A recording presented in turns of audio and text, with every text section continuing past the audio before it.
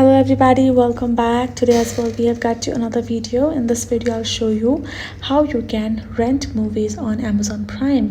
But before that, please do make sure to like our video, subscribe our channel, and yes, without any further delay, let's get into it.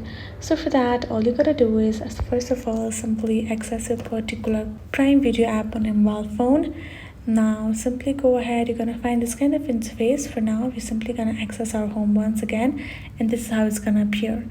Now right over after, tap on the store option in the bottom and simply go ahead, choose the show or the movie that you would like to rent.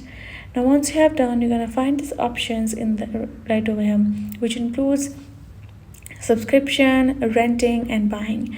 All you're going to do is tap on this rent movie option given over there. It will simply afterwards ask you the verification for you to provide the payment method to them.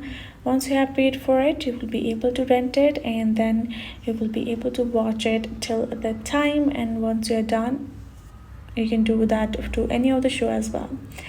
That is the process for you to do so. Hope this video was helpful to you all. Thank you so much for watching, and yes, I'll see you guys in our next video.